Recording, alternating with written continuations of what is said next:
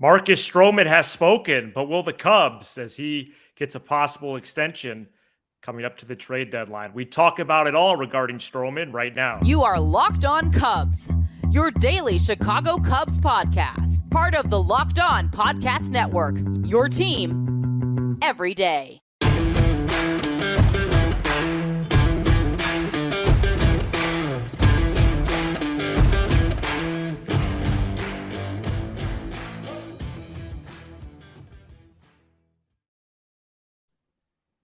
You are Locked On Cubs, part of the Locked On Podcast Network, your team every day. Alongside Sam Olber, I'm Matt Cozy. Please support the show and be a part of our community here by following on all audio platforms. And you can watch, subscribe, and leave a comment on YouTube. Thanks so much for making us your first listen. Sam and I are lifelong fans, taking our passion into a discussion with you on all things Cubs. Today's Tuesday episode is presented by Game Time. Download the Game Time app, create an account, and use code LOCKEDONMLB for $20 off your first purchase. Last-minute tickets, lowest price, guaranteed with Game Time. Cubs pitcher Marcus Stroman is having a great season, ranking first right now in the National League in ERA, WHIP, opponent batting average, innings, and quality starts. He has a player option for the 2024 season for 21 M's. He's making 25 M's this year in the midst of a 3-year, 71 M's deal. Given how Stroman has pitched, given the state of the Cubs, discussion on Stroman's future with the team has picked up steam, and Stroman himself has delivered a lot of that, publicly stating multiple times now he wants to remain with the Cubs, and that was punctuated on Saturday when he spoke to reporters in San Fran following a tweet earlier that day about, one, his desire to stay with the team, and two, wanting clarity on whether or not the Cubs want to extend him. Before we hear from Stroman himself, because, I didn't want it to be a Mr. Cozy read-aloud session in my classroom. I thought his comments on Saturday, if I just read them, I don't think it lands the plane very well. And so I think it's important that a rare time where we incorporate some audio onto this show. We don't do it a lot. We have barely done it at all. But we have 2 minutes and 40 seconds out of 5 minutes where Stroman spoke. So we are going to hear from him himself if you haven't yet. Sam, what were your first impressions before we hear the audio on the Stroman situation right now? My first impressions before we hear the audio are that I am not surprised at all. This is how this negotiation is going to go. I will speak more about it after we hear about it, but the big thing, and I've said this during these extensions processes, I've always kind of leaned in a weird way. I don't want to describe it like this, but I've leaned in a way where I actually side with Jed on these things, because I just think every casual fan always pounds the table for extensions without thinking about numbers, without thinking about situations. And right. I think Marcus Stroman is going to get an extension. The Hap extension, even though he's been absolutely porous this season for the most part, ended up being a very team-friendly, smart deal for the Cubs, in my opinion. Same with Miko. And I think the decision not to extend Chris Bryant, Javier Baez, Rizzo, Contreras overall looks pretty good. So I think Jed knows what he's doing here, but I'll talk more in detail about that as to why. And by the way, Marcus Stroman knows what he's doing here as well. And let's listen, and then I'll talk some more. All right, here's Marcus Stroman from Saturday. I'm just being straight up and real and honest with the negotiations. I want nothing more than to be a Cub. I kill myself 24/7 on and off the field to perform well, to keep my body in position, to keep my mind in position. I truly believe I prepare like nobody else, so I know my worth. And we've been going to the front office from spring training, very open that I want to be here, and we've continued those talks until now, and there's been no, there's been nothing from their side, no offers, no talks really at all. So, like I said, that's me putting it out there, being super honest, and now I'm back to work. I'm not going to really address it anymore moving forward. Would you still listen if Jed came to you at some point, or? Yeah, I'm open. Like I said, I'm very open to like I said, there's been no talks. There's been nothing substantial. It's talking in circles. There's nothing. So I just know how this works and how narratives start to be created from the top down, and how they can push out narratives and how they can kind of put the player against that. So I'm not going to allow that happen. Like I said, I'm being very open and being very real. There's been nothing. You can ask them that from their perspective as well. So like I said, I'm very in tune now. I'm just putting that out there, but I'm not going to talk on it anymore. I'm right back to my routine today and preparing for my next start on Thursday. The tweet that you put out today just sort of came amid, like just more and more stories that have come out talking about the Cubs being sellers and you being a trade piece. Was this just maybe a way for you to just sort of say in the last best possible way that you don't want to move on the 31st of July? I mean, in a way, like I said, I'm just being open and real. I know how narratives get created in media from the top down once it starts to creep towards the trade deadline, and how they try to make it sound like players are unsignable or don't want to be here. Like, I want to be here more than anything. So I made that known, and there's been no rebuttal from their side. And like I said, I won't address it anymore. I'm not worried about the trade deadline. I prepare at like I said, I kill myself on and off the field to prepare at a very high level to perform. So at the end of the day, I'm comfortable going with wherever. Ideally, I'd want to be a Cub, but it's a business at the end of the day, and that's how it has to be handled at times. And at the moment right now, just based on how you feel, are you and Jed in the front office, I don't know, for lack of a better word, okay with each other?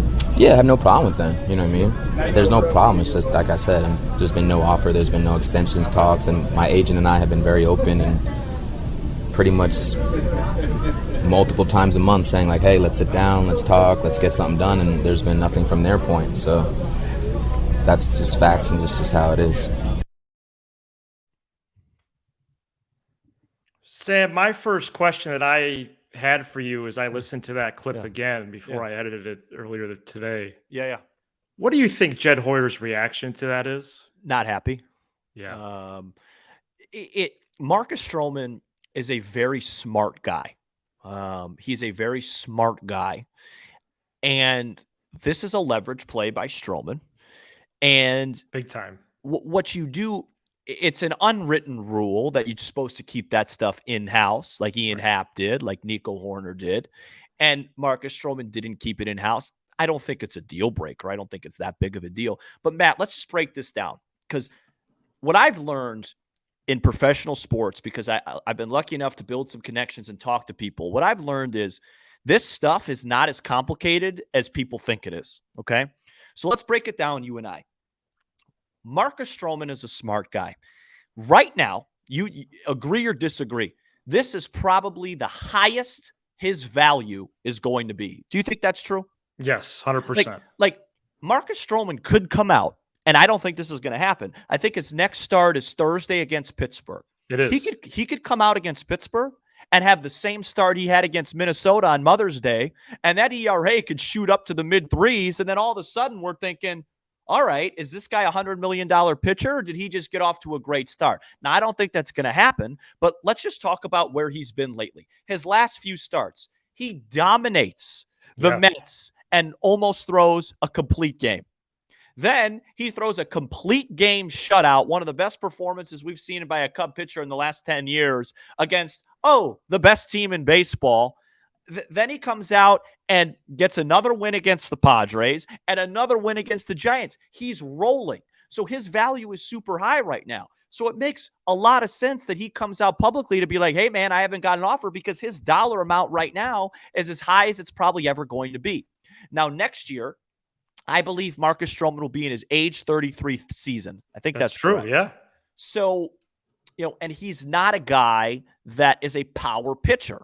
And these non-power pitchers just don't get the contracts that the power guys do because of just simple math and simple regression. You take away the shift, right? And it just feels like next year we could be saying, hey, Marcus Stroman's pitching just the same as he did last year. He's having some bad luck. His ERA is in the high threes. So let's talk numbers.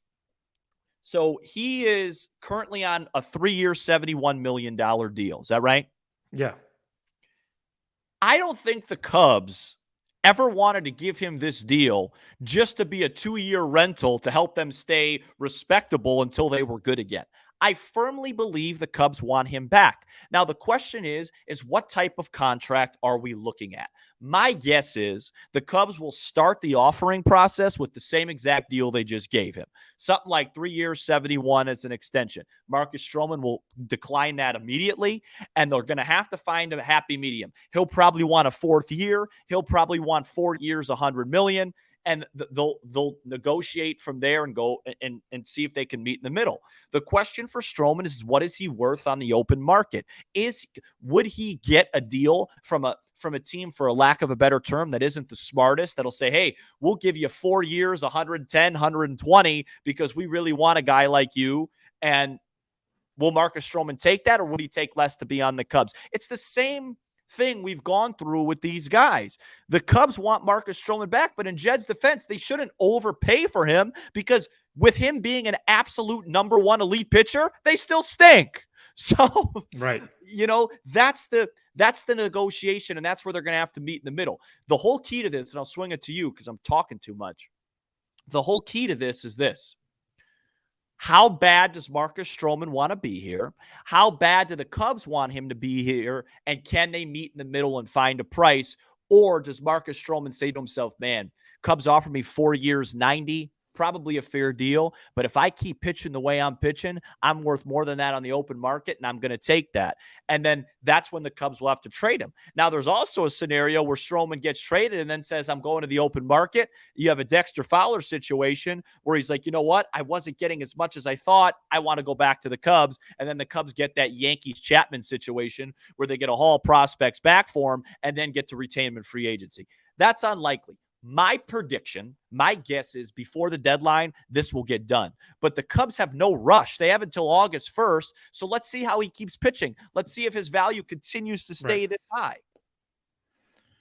Yeah, between now and August 1st, and likely earlier, but they have that much time if they want it, you would think the Cubs would approach Stroman and his agent about an extension.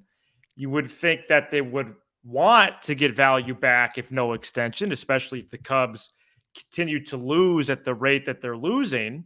And I think the trade market will be ripe for him, and we'll talk about that in a few minutes. But I do think, and there is, for whatever reason, apprehension on Stroman's part about narratives, and I think screen time is his downfall there. I don't think Cubs fans were going to twist the Marcus Stroman situation. I think most of the discussion has been an outpouring of support about how he's doing, how he's been doing, how he is, and we want him back. I think most fans are in that boat. So, I think in terms of like reading the room, I don't think there was anyone, about to push this fake storyline or whatever you want to call it. Right. I do think it's possible that Cubs have concerns about him. Sure. In baseball terms or otherwise, I think there is some age and sustainability concerns given that he's 32. It's possible the Cubs don't think his stuff as a ground ball machine, even despite the organization building a strong middle defense. I think it's possible they don't think his stuff will hold up. Typically, somebody like him could age well, but I think it's possible the Cubs think it won't. And I think it's possible they don't like that he spoke up on this situation. Yeah. I don't think it's a guarantee by any means that they get a deal done. I think it could become complicated quickly. But I do think, as we'll talk in the last segment, it could depend on now Jed's response, which is where Stroman put the Cubs a little bit in a rock and a hard place. Yeah. I also wonder, Sam, about Stroman really exposing this question. Do the Cubs plan to contend in 2024? Because if he's not on the 2024 team, then who is on the team getting starts? Yeah. And I don't, again, the last thing I want to do has come across as a Cubs organizational defender on this episode because there's nobody that's been more critical than me. But I don't think that's very fair to the Cubs because, yeah, if they don't sign him, it feels like they're waving the white flag. But if he's asking for if he's asking for the John Lester contract, you can't seriously make that deal. That just doesn't make sense. And people have compared that to that. Marcus Stroman, A, is not John Lester. B, John Lester was 2 years, I think, younger when he hit free agency than Marcus Stroman and more established. C, I think Lester was 6 for 155, which is right about $25 million a year. You take 2 years off of that, you're right around the 4 for 100 total. I think the number's about 40. I think it's 4 years in between 90 and 100. If they get that done, I'd be I'd be accepting of it. But you also have to take a look at Jed's perspective. What if he, and we talked about this on yesterday's show, that it's not going well at the big league level. What if he's uber confident in their pitching lab, quote, unquote, and he's like, I don't want to invest $100 million in a 33-year-old pitcher when I feel like Ben Brown and Cade Horton are going to be really good. There's a lot of questions, and I think Jed, because of the team is so bad right now, and that is that's a huge fault of his, is going to take a massive beating in this. And, I don't think it's all the way fair. To your point, I totally agree with you. Stroman coming out, and Marcus Stroman, let's just say, not to offend anybody, Marcus Stroman's a polarizing guy. Right. You ask anybody in the Mets organization about him, they feel very strongly in a negative manner about him. No, it didn't go well there. And there's a lot of people that feel very strongly about him in a positive area, and it's because he's an outspoken guy. I don't think any Cub fan that I know was thinking that he was being selfish if he got moved. Making that public felt unnecessary, and it felt like an easy ambush on the Cubs because they're down as an organization right now, and people are looking for ways to expose the Cubs and kick them while they're down. And it felt like he did that successfully, but he's a smart guy. He's a businessman, and it was a leverage move. I do not think that will end up being the deal breaker between Jed and Stroman. I think Jed doesn't have that big of an ego. 3 years would line him up with several other players who are now signed through the 2026 season. So I think that would be a good number. That would lock him in for 24, 25, and 26. Due for a raise. So at a 3-year price, I would say between 80 and 90 M's. So we'll see how it shakes out. Yeah. Coming up next, we're going to go over one possible extension terms further or possible trade destinations. To me, there's one team that seems like a very likely destination for him. And then also, how will the Cubs respond to Stroman as they begin their homestand on Tuesday? We do that next. Today's episode is presented by Game Time. Buying tickets to your favorite event shouldn't be stressful. Game Time is the fast and easy way to buy tickets for all the sports, music, comedy, and theater near you with killer deals on last-minute tickets and their best price guarantee. You can stop stressing over the tickets and start getting hyped for the fun you'll have. You can buy tickets in a matter of seconds. 2 taps and you're all set. Tickets are sent directly to your phone, so you never have to even dig through your email. And you can download the Game Time app today, create an account, and use code LOCKEDONMLB for $20 off your first purchase. Terms do apply. Again, create an account, redeem code LOCKEDONMLB for $20 off. Download Game Time today. Last-minute tickets, lowest price, guaranteed with Game Time. The Cubs play the Pirates at 7:05 p.m. Central Tuesday, and you can listen to every pitch with the Cubs hometown broadcast on Sirius XM. On the SXM app, search Cubs or tune in to channel 844 and catch the Cubs all season long on Sirius XM. So what did the Cubs do regarding Stroman and some scenarios moving forward? We've had some discussion on possible extension terms. I think one team does stick out to me, Sam. Curious to hear what you think about the market right now. But, the Rangers would seem like a easy target They're playing really well despite Jacob deGrom being out for the year. Stroman would fit nicely as a rotation piece for a team that is firmly in contention, and I think that would be his market. I think despite how well he's pitching, I don't think necessarily teams on the brink of contention would be in the market for him. I think it would be more of teams that are all but making the postseason. Yeah, I would throw Baltimore in there. Yeah. I think Baltimore has some really weak starters, and they're having a really good year. And they're at that point that Cubs fans kind of dream to be in again, where they have a really young team and they've collected a lot of prospects, and they have the prospect capital to go out and make a deal like that and still feel really good about their farm system. Now, Cubs fans need to realize that unless Marcus Stroman verbally agrees to an extension before a deal, he's not going to get you back what you're thinking, because he's a potential free agent. So It's that you're not going to get the haul you think. He's basically a rental. He's a rental. And so we'll see. I think Baltimore, I think Texas, there's so many teams. I mean, any team could use a Marcus Stroman.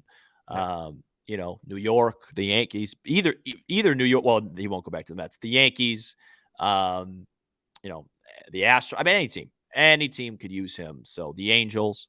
But yeah, I agree with you. I would have Baltimore 1, Texas 2, but I don't think that route is necessary yet until we're in late July and haven't heard a peep yet. Like, this thing could go. They could announce that deal on deadline day, Totally. And I think one thing to remind ourselves, and I probably should wait to say this till the Cubs part, but there's a major PR part in this, guys. The Cubs are really struggling, right? We know this. I can't imagine the marquee numbers are great. I can't imagine if they continue to struggle in this Pirates series here. I thought Bleacher Nation put it really well. It's their last stand here, these next 9-10 games. They have to sweep Pittsburgh. They have to make a statement to keep people interested, or by late June, by July, it's going to be just a complete joke again. And so they can't really afford, and I mean this literally, to lose that many fans. So I could see some marginal trades on deadline day, and then they extend Stroman, and everyone's like, oh, well, at least the Cubs extended Stroman, just to as much of a PR move as it is a winning move. So we'll see. Yeah, that's an interesting angle for sure. And we'll have to see how much money there is. That's the other thing. There's so many cloudy things about the Cubs, stuff like Suzuki and these injuries. We don't know where their money's at. What if they're in a much better place than they were last year, and they extend Stroman and still could extend another guy? What if they're not? There's so much speculation. My guess is that Marcus Stroman will be a Chicago Cub in 2024. I knew that Nico Horner was going to get a deal at some point. I did not think Ian Happ was going to get one, but I also thought that Ian Happ was seeking a lot more money. If you told me 3 years, 61 was the deal, I would have said 100% the Cubs do that. So we'll see. We'll see how the market plays out. And that's why I'm really curious about Jed Hoyer's possible response or likely response on Tuesday. Yeah. Because he was always by default, we don't do extensions during the year. Then Horner got one right before opening day. Happ got one in April as the season was going. So I am curious how he's going to respond. I do think that, and he typically is available at the start of homestands, so there should be an opportunity for him to publicly reply. I don't think it's a bad look necessarily if he doesn't, but it's so fresh. And if you're talking public relations, he could give 1 or 2 sentences. I mean, that's not something that should be so insurmountable to him.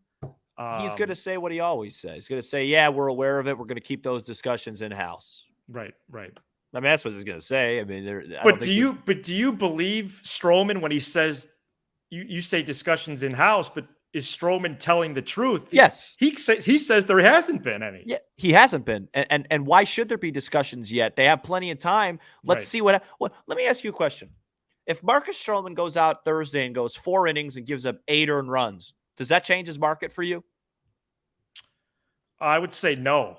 No? After I one think start, I would say no. Okay, but see, that's what's so interesting. Because if he does have one bad start, and then he struggles the next one, and his ERA is in the mid-3s, my point is right now the Stroman thing's a huge thing because he right now has been an NL Cy Young type pitcher. He's the best pitcher in the National League. Yeah, but it's mid-June. Right. It's mid-June. It's not a full season.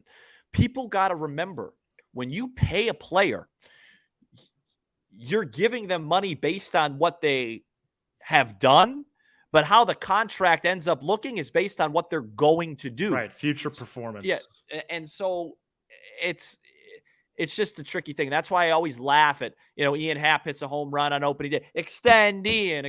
Just let the professionals handle it. I would guess that this deal is going to get done. The response on Tuesday will be the response that everyone knows is coming. We're aware of what Mark has said, blah, blah, blah. We'll have those discussions when the time is right, blah, blah, blah. And I'm sure they will approach him. And, if the Cubs were to sign him right now, they'd be signing him at his highest possible value. Right. So, they're and they don't have to make a decision until August 1st. So they're gonna wait on it.